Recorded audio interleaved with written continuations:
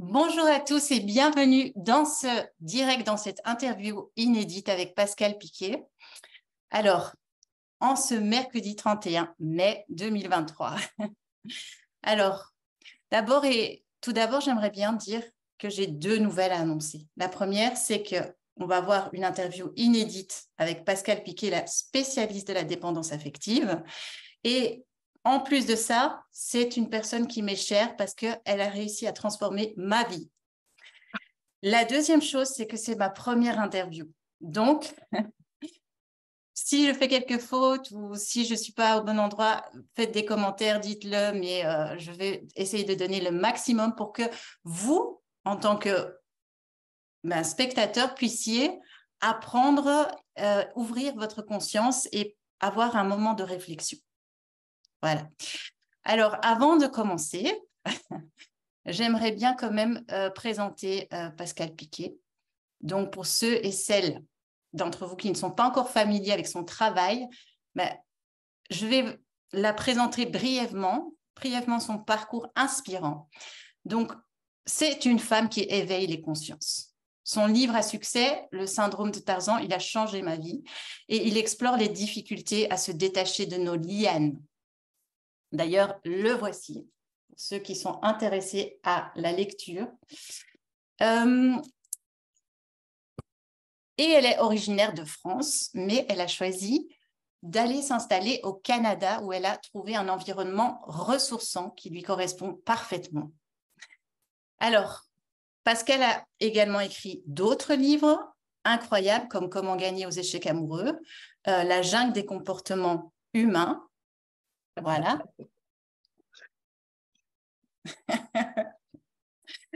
Best-seller, on le rappelle.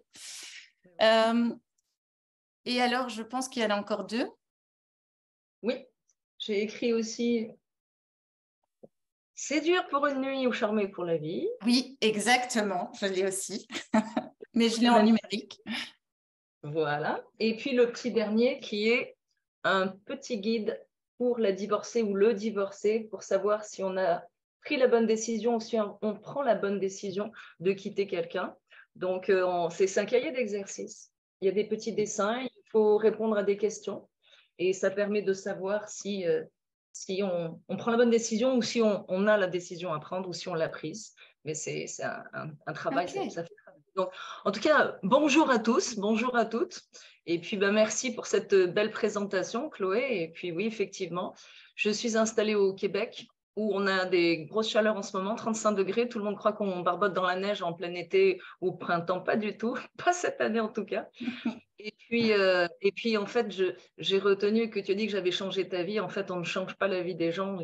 Nous sommes des entraîneurs et nous avons des sportifs qui sont nos clients et ce sont nos sportifs qui gagnent les Jeux Olympiques, pas les entraîneurs. Donc, on est des guides. Je me suis lancée, j'ai embrassé cette profession après avoir moi-même traversé des zones de turbulence extrême. Mais nous sommes des guides. On n'aide pas parce qu'on ne pousse pas les fauteuils roulants. En tout cas, moi, je ne pousse pas les fauteuils roulants, je ne porte pas les bagages. On est des guides et on aide chaque personne à trouver ses solutions et à trouver son propre bonheur. Donc toi, Chloé, tu as trouvé le tien. Et ce qui est touchant dans ton cas, c'est j'ai quelques clients comme ça, tu as embrassé cette profession aussi. Donc je trouve ça vraiment touchant que tu te sois dirigée vers cette, j'aime pas le mot mission, vers cette profession. Ouais. Cette activité, moi j'aime bien dire activité. Exactement. En fait, on doit tous trouver ce qui nous fait plaisir ou ce qui est le plus simple pour nous dans une activité professionnelle. Tu as trouvé la tienne, j'ai trouvé la mienne. Donc, comment j'ai atterri au Québec? Eh bien, j'ai compris que je n'avais plus d'avenir en France. J'étais extrêmement malheureuse en France après un divorce, des histoires abracadabrantes où j'ai essayé au passage de tuer mon mari tellement j'en avais assez parce que j'étais harcelée par son ex-conjointe, sa maîtresse et lui-même, n'est-ce pas, pendant ma grossesse et après. Donc, à la suite de ces événements-là, je suis venue m'installer ici avec un deuxième conjoint qui était pire que le premier et dont il a fallu que je me débarrasse ici, qui avait 15 ans de moins que moi, qui était pire que le premier. Donc, Oui. ça finit avec la police, en violence conjugale, bref. Et en détruisant ma vie consciencieusement, à l'âge de 40 ans, je termine de détruire ma vie au Québec et je la reconstruis ici, pierre par pierre, en comprenant ce qui m'arrive. Et en fait, tu sais, j'ai souvent dit que j'avais l'impression d'être dans le ventre de la bête parce qu'en fait, j'étais à ma 3e dépression burn-out, je ne sais pas très bien si c'était l'un ou l'autre, je pense que c'était les deux. Et puis, toutes les turbulences que j'avais vécues, j'avais plus d'argent, plus de travail, plus de conjoint, j'étais dans un pays que je ne connaissais pas, j'avais pas d'amis, enfin bref, vraiment, une petite fille de 7 ans. Ça signifie que j'ai compris que j'étais dans le ventre de la bête. Je ne savais pas exactement quelle bête, mais je me disais, quand j'en serai sortie, je guiderai les autres pour en sortir. Et c'est comme ça que c'est né. Donc, d'abord, il fallait que j'en sorte. Et j'en suis sortie toute seule. Évidemment, ça m'a pris du temps parce que en 2001, je suis arrivée ici en 2001 et j'ai commencé mes études et je me suis installée en 2005. J'avais 40 ans en 2001. Mais il faut savoir qu'à l'époque, ça va te faire sourire, Chloé, à l'époque, en 2005, personne ne parlait de dépendance affective. Personne ne savait ce que c'était. Ça passait au-dessus des oreilles de tout le monde. Et moi, en 2007, j'écris Le syndrome de Tarzan. C'est un des premiers livres sur la dépendance affective.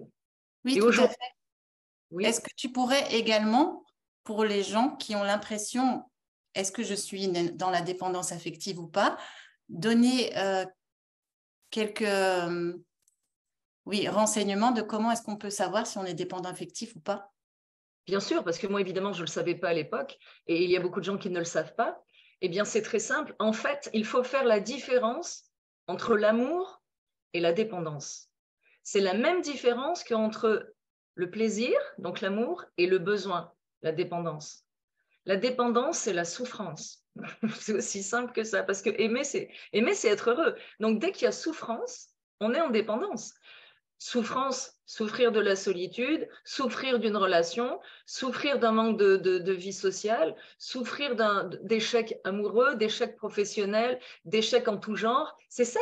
C'est quand on ne va pas bien, quand on n'est pas bien dans sa vie. Il y a une dépendance. Cette dépendance, c'est quoi? C'est un vide qu'on ressent et qu'on essaie de remplir, soit par toutes sortes de produits ou de mauvais comportements, soit par une autre personne. Donc, l'amour, c'est être heureux. La dépendance, c'est souffrir et c'est être esclave.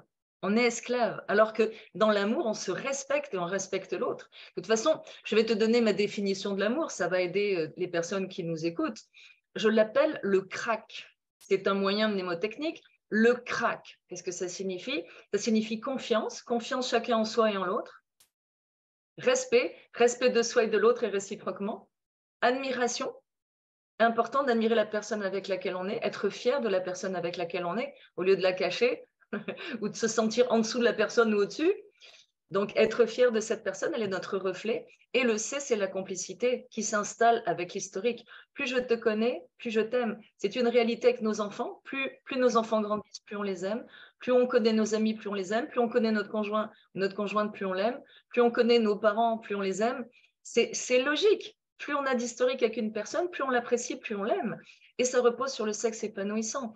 Donc, confiance, respect, admiration, complicité, historique et sexe épanouissant, versus les cinq violences qu'on peut rencontrer dans une vie de couple quand on est en dépendance. C'est la violence verbale, la violence psychologique, la violence physique, la violence économique et la violence sexuelle. Donc, quand il y a violence, ça ne peut pas porter le titre d'amour. C'est pas possible, c'est une insulte à l'amour. Donc, et quand je dis violence, ça peut être le sarcasme, l'ironie. Oui. C'est de la violence conjugale, on ne s'en rend pas compte. Mais quand on entend oh ben, tiens, t'as grossi là, boum, c'est un peu raide, ou ouais, mais c'est ça, si tu savais placer une étagère, ça se saurait, quand madame dit ça à son mari, ou monsieur, si tu savais cuisiner, ce serait dans le journal local. C'est de l'ironie, c'est sarcastique, mais ça fait mal. Ça fait mal. Et souvent, il y a un public en plus. C'est de la violence. Donc, on va jusqu'aux violences extrêmes, bien sûr, mais ça commence par des violences. De toute façon, Chloé, le premier symptôme, c'est un inconfort. Un inconfort. Ça pique, comme on dit en France, ça pique. Une réflexion, ouf, ça pique, ça fait mal, c'est désagréable, c'est blessant. C'est un inconfort. Ou être face à quelqu'un. Justement, dans le livre Les comportements humains, justement, c'est là où tu donnes les conseils justement pour pouvoir changer ce genre de comportement, n'est-ce pas? La jungle des comportements humains, celui-là, il est plus axé sur l'entreprise. Ce sont les conflits, plus en entreprise, mais les conflits dans toute la vie, dans la vie sociale, professionnelle et privée. C'est de la violence, on ne s'en rend pas compte. Justement, j'allais dire, en fait, tout le monde a une sorte de... Des fois, c'est difficile de savoir si on est dépendant affectif parce qu'il y a tellement de degrés. Chez toi, ton histoire est vraiment, elle est forte, elle est vraiment extrême. Mais c'est pour ça que tu l'expliques tellement bien peut-être. Mais des fois, c'est difficile de savoir, tiens, est-ce que je balance, à quel moment est-ce que je balance et à quel moment... Allez. J'ai un moyen, un repère, si tu veux. J'ai repris l'échelle de Richter qui parle des tremblements de terre. D'ailleurs, ça se ressemble un petit peu, là.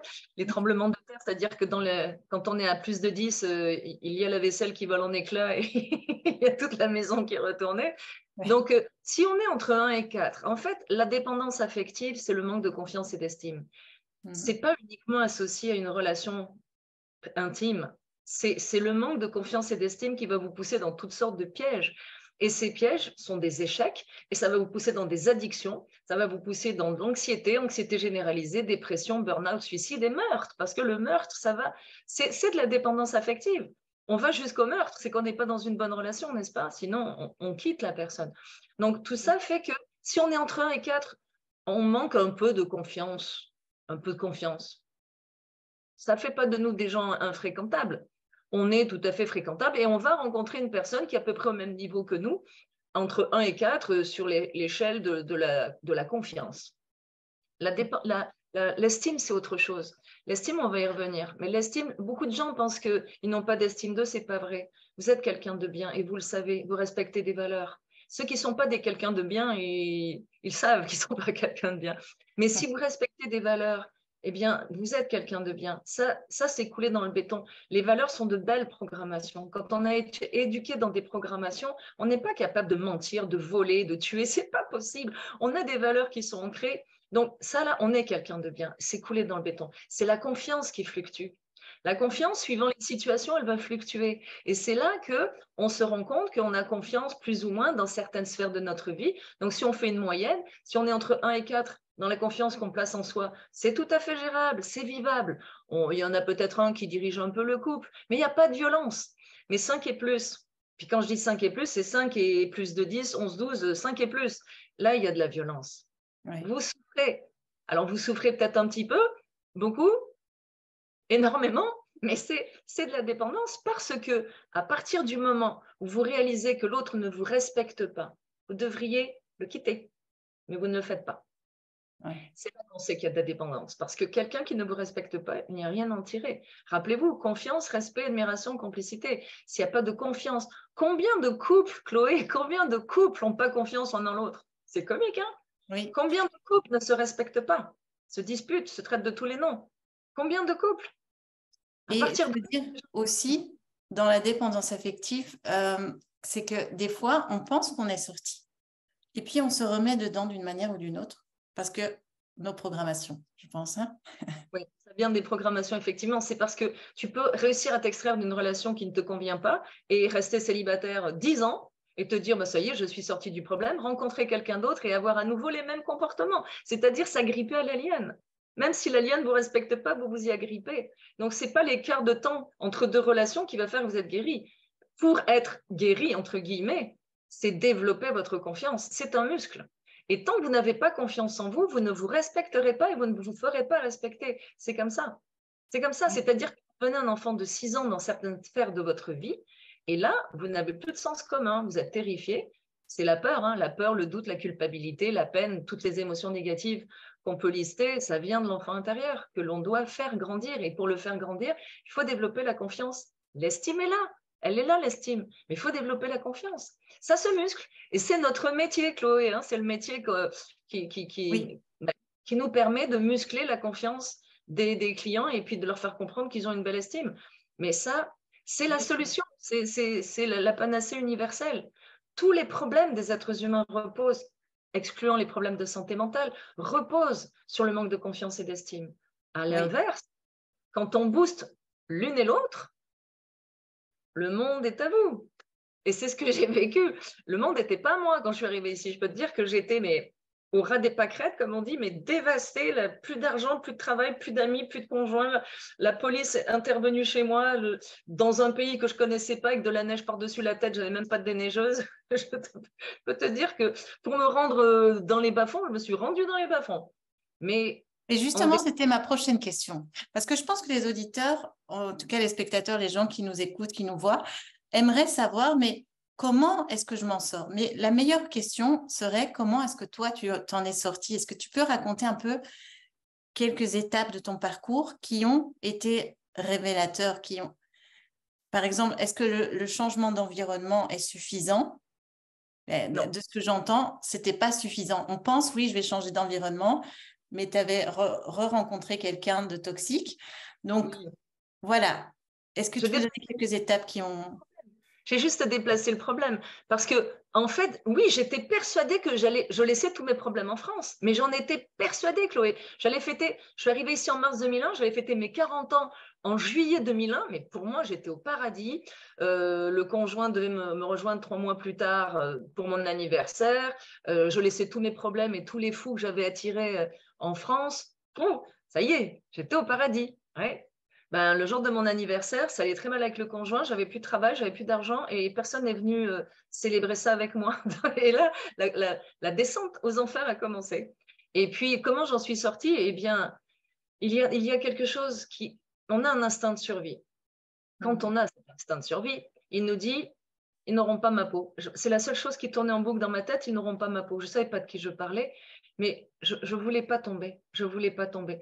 Et je me suis reconstruite pierre par pierre. Alors tout à l'heure, en introduction, on peut se poser la question, puisque je suis PNListe, hein, je suis post-maître en PNL.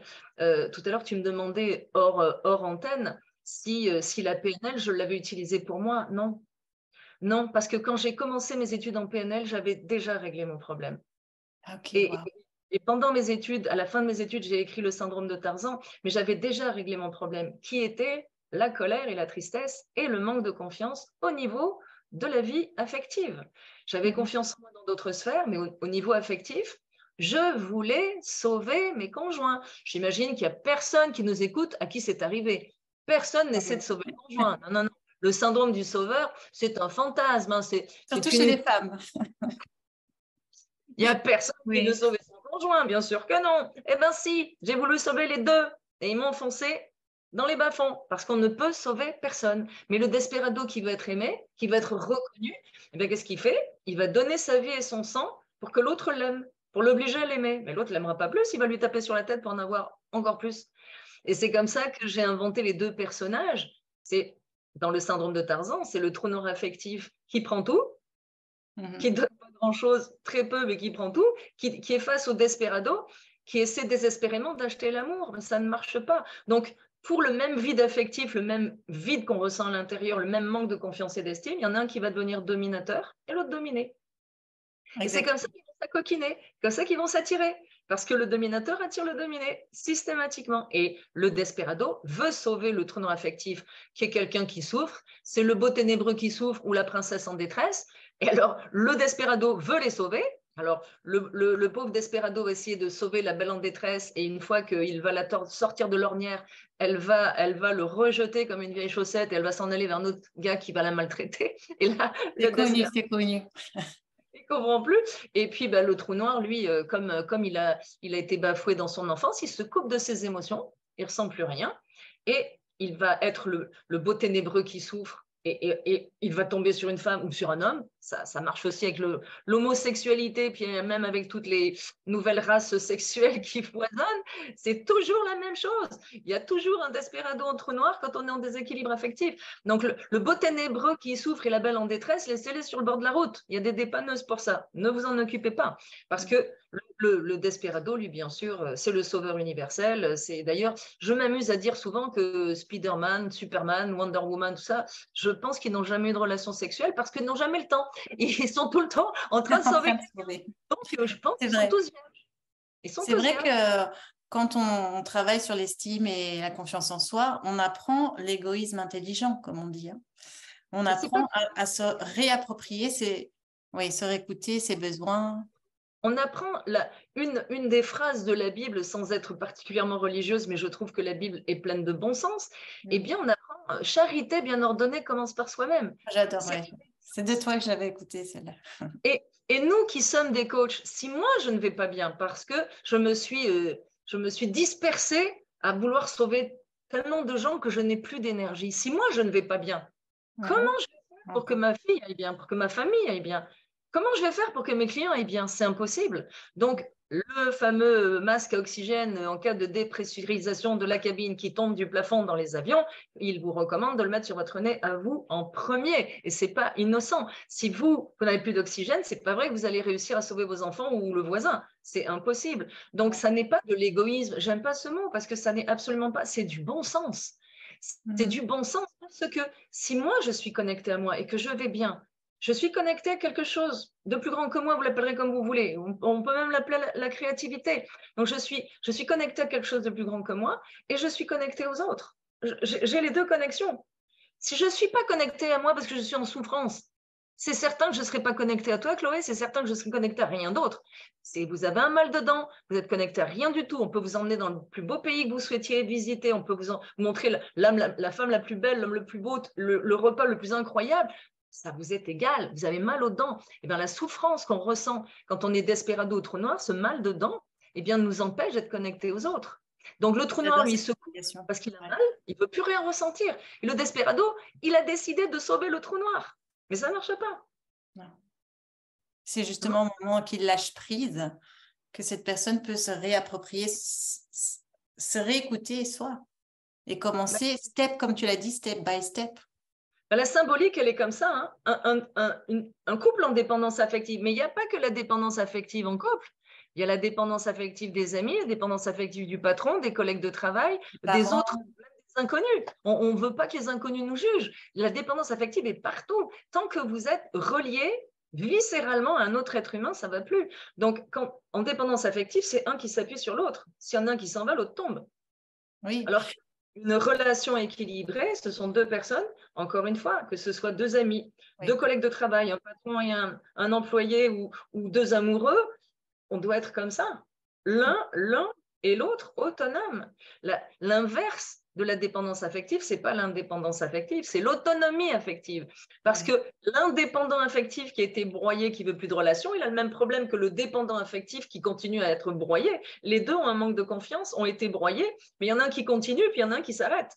Mais ils ont le même problème. Donc, devenir un indépendant affectif, dans un premier temps, c'est une bonne idée, pour ne plus aller s'écorcher sur des relations toxiques. Mais après, il faut travailler sur vous, développer votre confiance, vous respecter, vous faire respecter, et ensuite être capable d'entrer à nouveau en relation. Moi, je suis profondément convaincue, Chloé, que l'être humain est fait pour vivre en couple. Ça, on ne me l'enlèvera jamais de l'idée.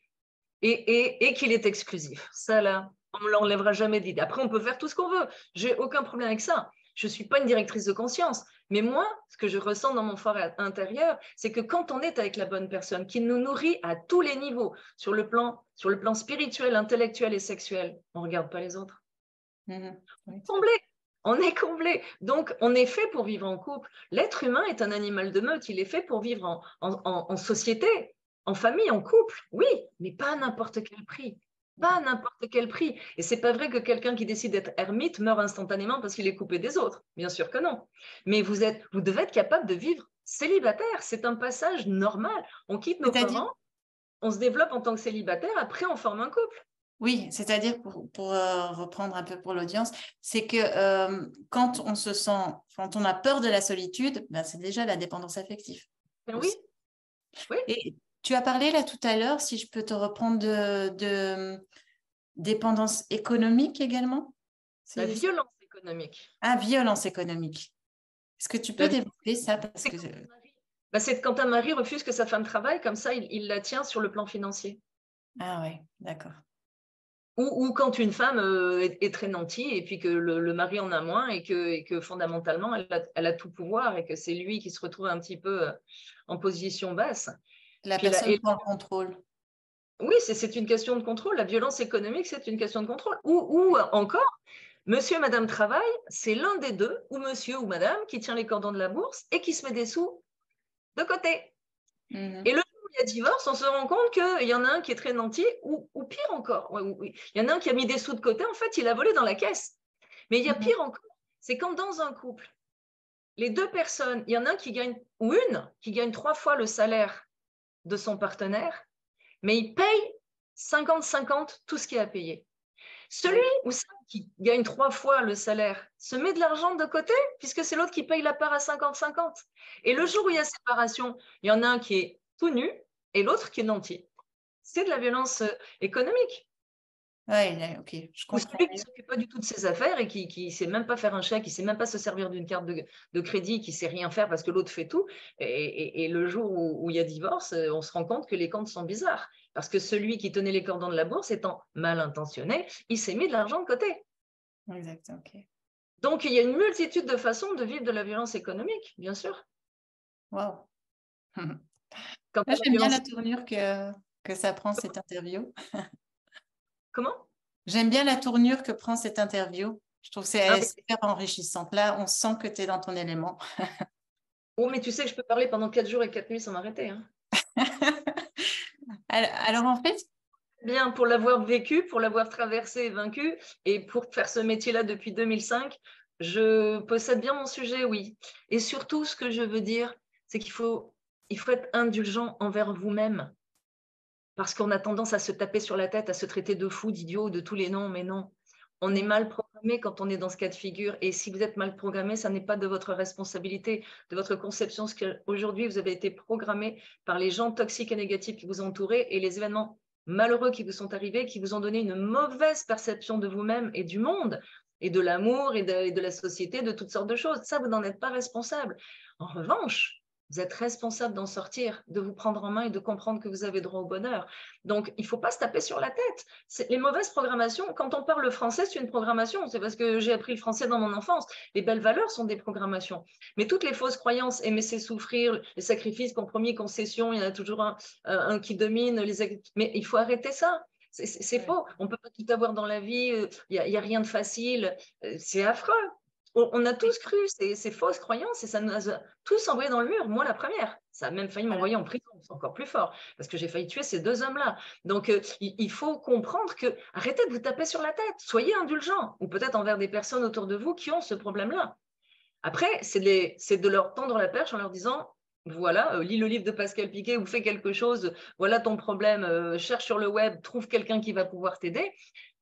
Mais tendez une perche, mais n'essayez pas de sauver la personne. Quant à vous, si vous vous sentez affecté par ce problème, ne vous blâmez pas.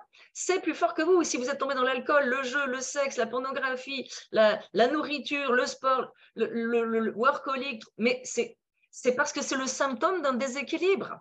Arrêtez de vous taper sur la tête. N'essayez pas d'arrêter ça tout de suite. Comprenez qu'il y a un problème de dépendance affective et de confiance à restaurer avant de vous blâmer. Je suis tombée dans l'alcool.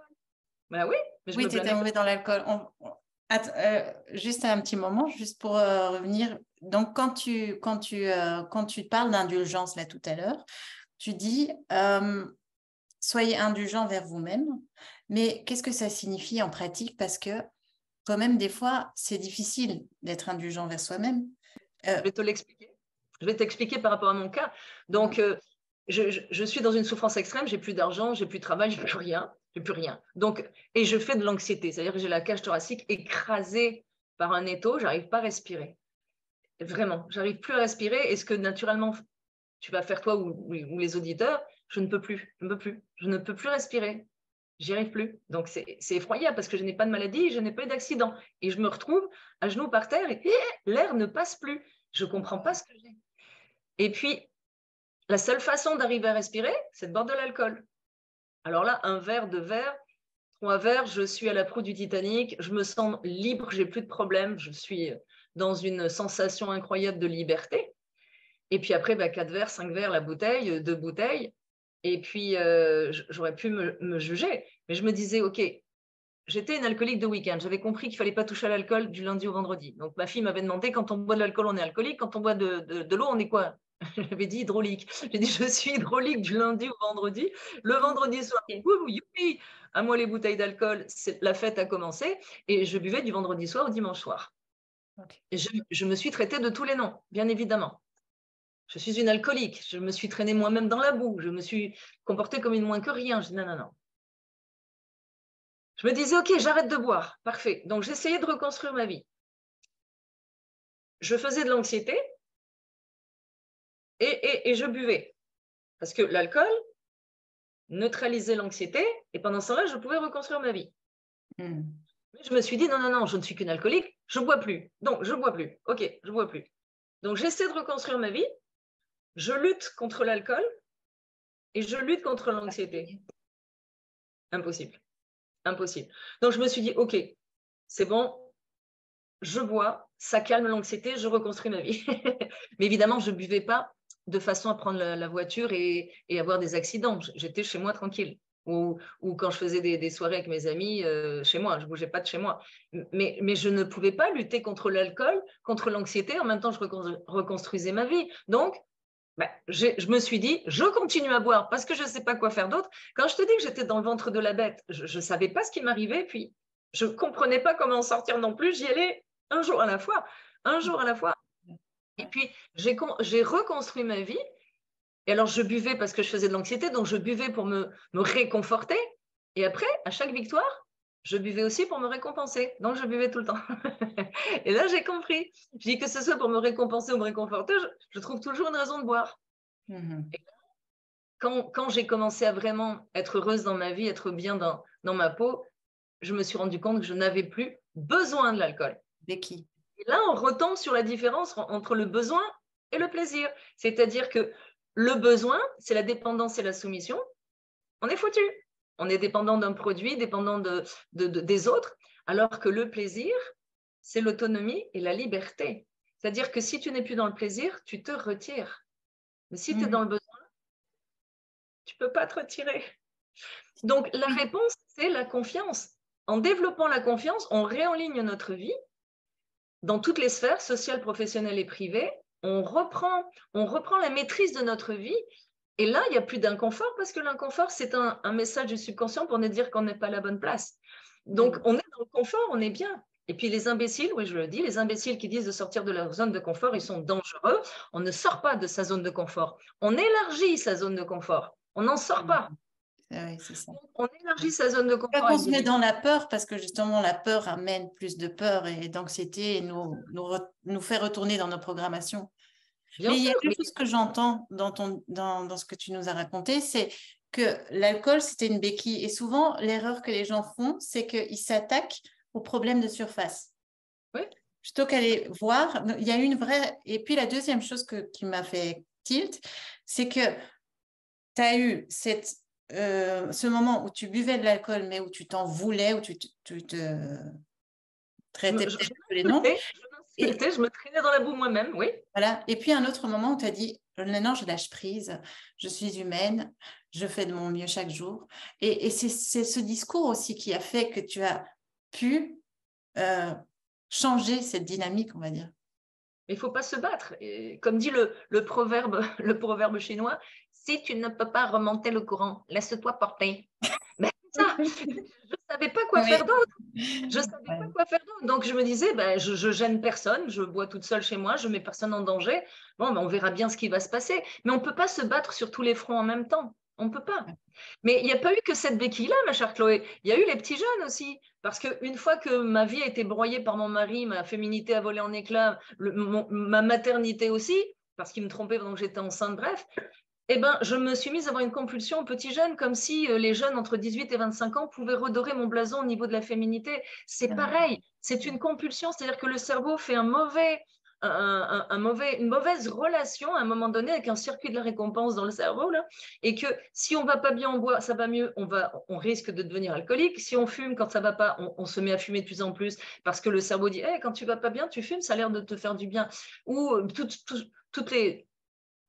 les compulsions dans lesquelles on peut tomber, eh bien, je me suis retrouvée addictive aux petits jeunes parce que je me suis dit, les gars de mon âge, trop facile. J'étais une séductrice, donc j'avais compris toutes les ficelles. C'est pour ça que j'ai écrit séduire pour une nuit ou charmer pour la vie, n'est-ce pas? C'est pas la même technique. Mais j'avais compris toutes les ficelles pour les hommes de mon âge. Et là, d'un seul coup, je me suis dit, mais les plus jeunes, ça va être plus compliqué.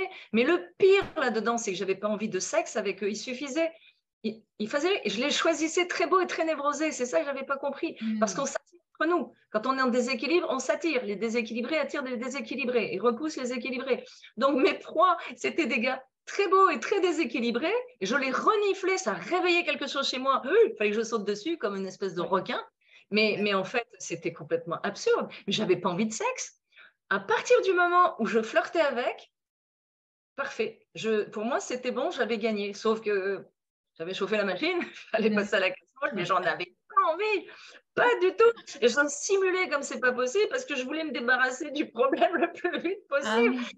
Mais je le dis en riant, mais quand on se plonge dedans, c'est un côté pitoyable sur le coup. Mais ça ne l'est plus quand vous comprenez que c'est plus fort que vous et que ce n'est pas ça qu'il faut, comme tu le disais tout à l'heure, ce n'est pas ça qu'il faut stopper. C'est le problème en amont, c'est le vide, c'est ce besoin de redorer mon blason en féminité, c'est ce besoin de sauver quelqu'un, c'est ce besoin de ne pas être seul, c'est tout ça qui fait qu'on tombe dans des comportements déplacés.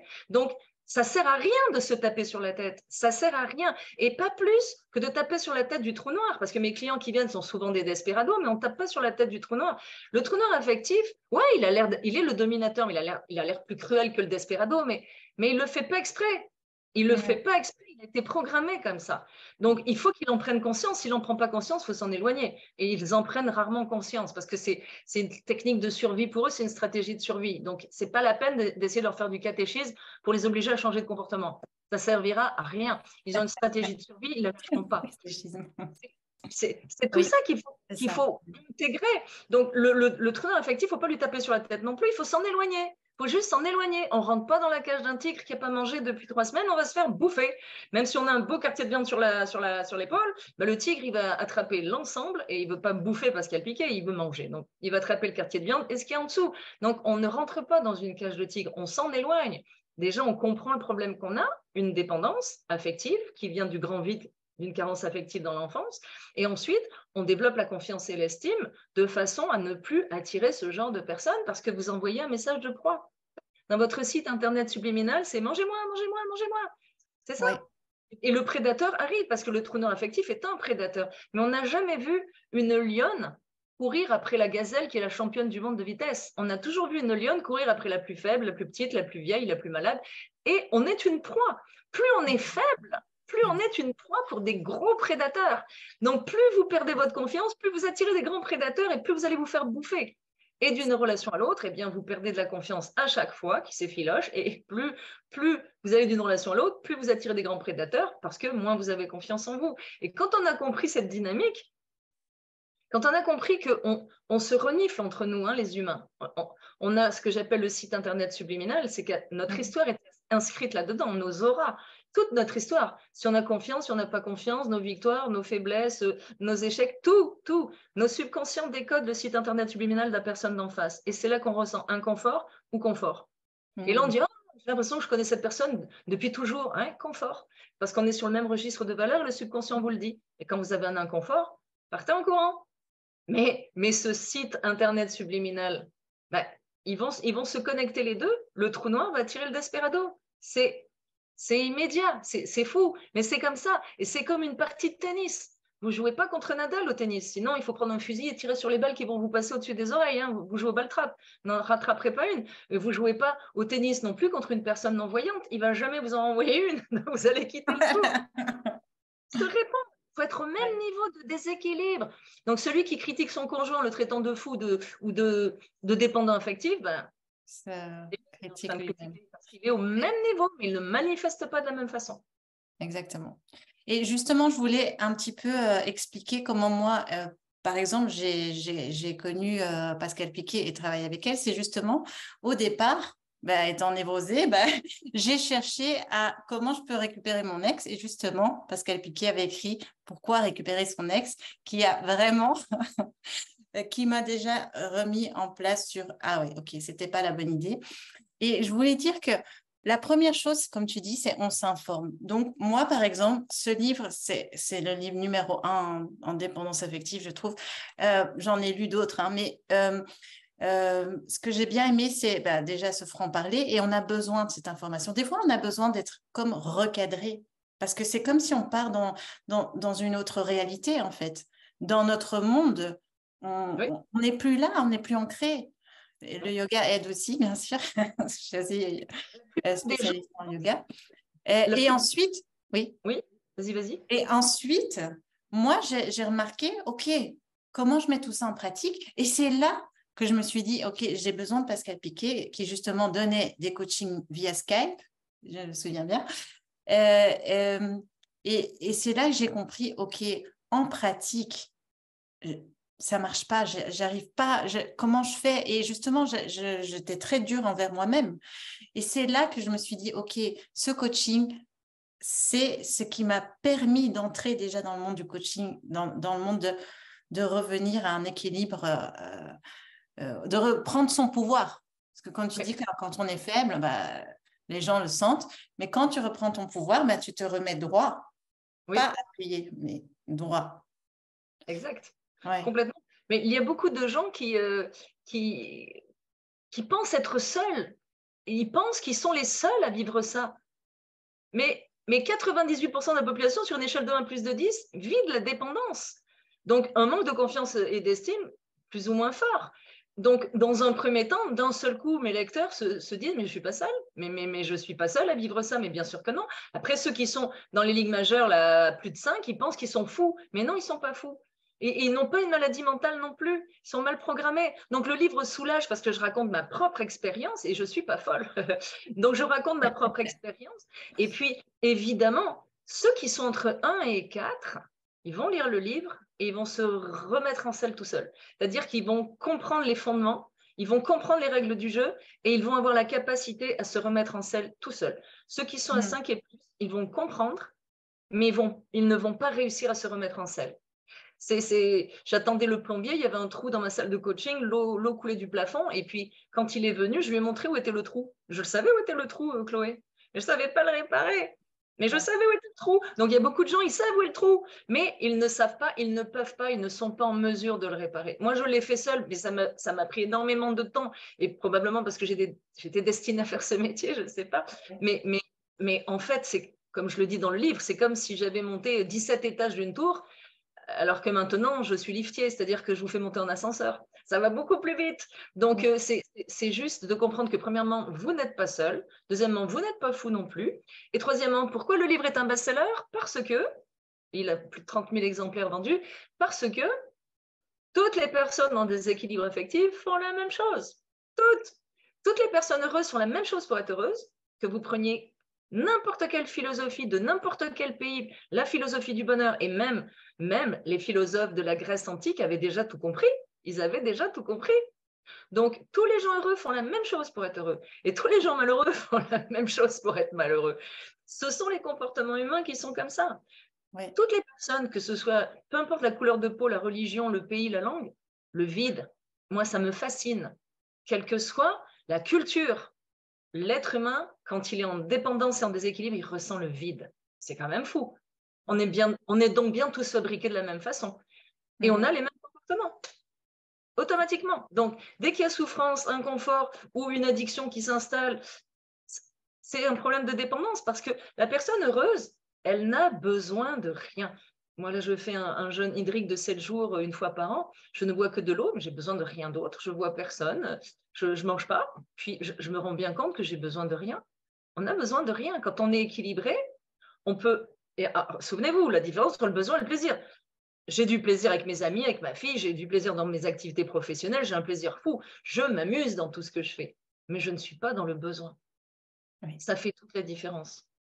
Et justement, en parlant, j'aimerais t'amener vers un sujet très important et je pense que les auditeurs vont aimer l'entendre, c'est que si vous ne savez pas exactement où vous en êtes, n'hésitez pas à le demander à votre subconscient. Demandez à soi-même simplement de se dire, en fait, de se parler de temps en temps, ça se fait du bien aussi de se dire, tiens, mais où est-ce que j'en suis et quel est le livre, la personne qui pourra m'aider, qui pourra m'aider à réparer comme le plombier, hein. Je vois où est Oui, le problème, mais je ne sais pas comment, je ne sais pas. euh, commencez à écouter votre inconscient, votre intuition, on va dire. l'intuition. Et souvent, j'ai ce témoignage de personnes qui me disent j'ai demandé à mes guides, à mes anges, ou j'ai demandé à ma grand-mère décédée, ou j'ai fait de la méditation et j'ai demandé en méditation qu'on me donne une information.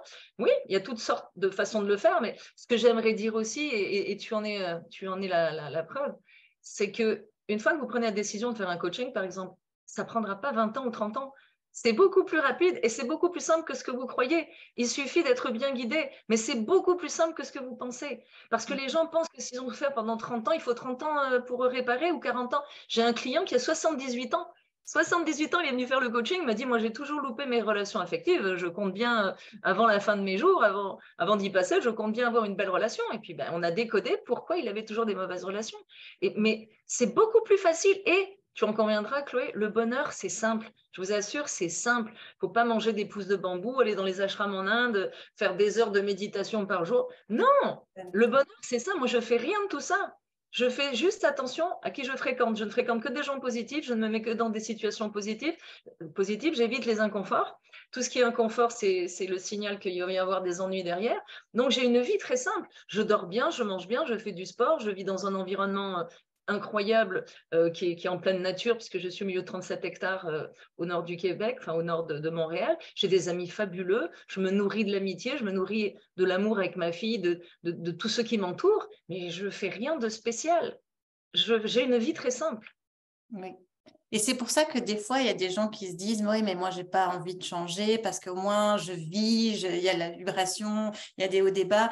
Mais en réalité, c'est un leurre parce qu'on est dans le négatif, en fait. On se ment un peu à soi-même. Et c'est au moment où on est dans le bas. C'est Bouddha qui disait, quand la souffrance est trop forte, ben, c'est à ce moment-là qu'on décide, bon, là, il faut qu'il se passe quelque chose. Mais ça Mais dépend, la ça dépend un peu des gens. c'est bizarre à dire, mais la souffrance est une bénédiction parce que ceux qui ne souffrent pas assez ne se prendront jamais en main. Ils vont vivre une vie, j'allais dire pourrie, je le dis. Ils vont vivre une vie pourrie jusqu'à la fin de leur jour parce qu'ils ne C'est souffrent en pas train de assez. parler. Alors qu'ils méritent le bonheur, mais ils n'iront pas le chercher parce qu'ils ne souffrent. Tu sais, c'est comme tu as un petit caillou dans ta chaussure, mais oh, tu peux continuer à marcher. Tu n'as pas envie de t'arrêter, de délasser tous les crochets là, de tes chaussures de marche. Oh, et à la fin de la journée, bah, tu as un bleu sous le pied, mais tu souffres pas assez. Moi, là, si je n'avais pas frappé le fond avec la violence à laquelle je l'ai frappé, j'aurais continué comme je faisais d'habitude, avec ma brouette pleine. Je suis tombée une première fois en dépression, une deuxième fois en dépression. Ma brouette continue à se remplir, mais je croyais qu'elle était vide. Je suis repartie avec ma brouette au Québec et la brouette, elle s'est tellement remplie que là, je suis tombée à genoux et que j'ai eu peur de mourir. Je me suis dit, je suis en train de crever. Il a fallu que je me rende jusque-là, mesdames et messieurs, jusqu'à me dire, mais tu es en train de crever et tu sais même pas de quoi, mais tu es en train de crever. Là, j'ai eu peur. Là, j'ai eu peur, j'ai fait appel au shiatsu, la manupuncture, pour me libérer de la colère et de la tristesse parce que j'étais sur le point. Le premier mari, là, je l'avais loupé, mais le deuxième, j'avais peur de ne pas le louper. J'étais sur le point de tuer le deuxième conjoint. Non, il fallait quelque chose qui soit rapide pour m'aider à décolérer.